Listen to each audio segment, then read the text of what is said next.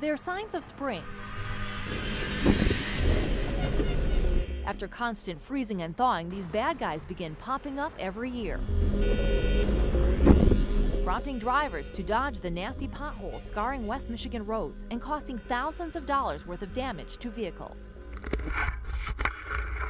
City crews like Deb Wilson and Lynn Cook spoon-feed the hungry potholes. It settles in, and when it's good and clean like that, it'll stick a lot better because it's hot. Spreading a diet of hot asphalt mix.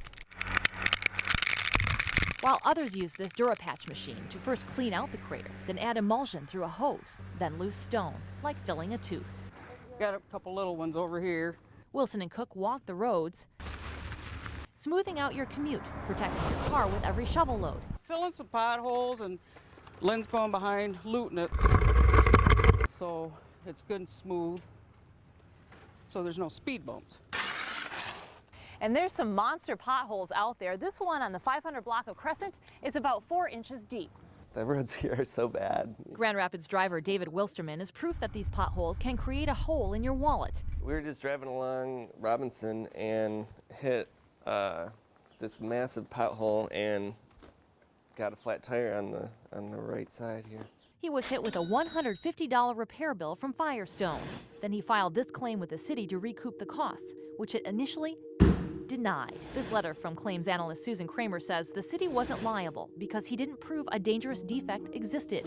And quote, in order for the city to be responsible, we must have a prior notice, and failed to respond. Wilsterman decided to fight. I appealed that, saying that it was filled with gravel, so it appeared somebody had knowledge of it. He took a picture of his shoe in the pothole to show just how big it was and responded by saying in a letter, how can a pothole of this size with prior fill not be one the city had knowledge of?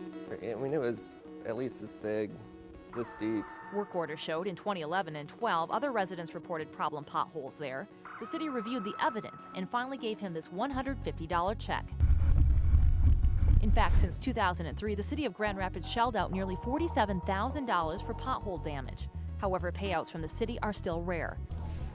We poured through the data and discovered in the last 10 years, GR reimbursed 166 drivers out of more than 500 claims, and only 8 claims filed in 2012, only Wilsterman was paid. Public Services Director James Hurt admits Wilsterman is lucky. You said it's very rare that claims get paid out. Why is that? Well, the city has, under the statute of the state of Michigan, we have up to 30 days to be able to repair a pothole once it's reported. Fox 17 checked with other cities to see how much money was being paid out in damages, and it was much less. In Kalamazoo, over the past 9 years, that city only paid out around $700. And in Holland, their biggest payout years were 05 and 08 at only around $250 each. And back in Grand Rapids, if you look at the data, the number of claims paid out has dropped dramatically in the past 10 years. In 2003, the city paid out 35% of drivers' claims. You can see on this chart how they fluctuated, hitting a peak in 08. Then in 2010, a sudden drop in payouts. Grand Rapids didn't pay out anything, making us wonder what happened. Hurt didn't have an answer for the recent decline, although he did explain the spike in 08 when GR sent out 106 checks to drivers, totaling more than $27,000. In 2008, we had a significant precipitation year. It was the snowiest year on record. We had over 100 inches of snow.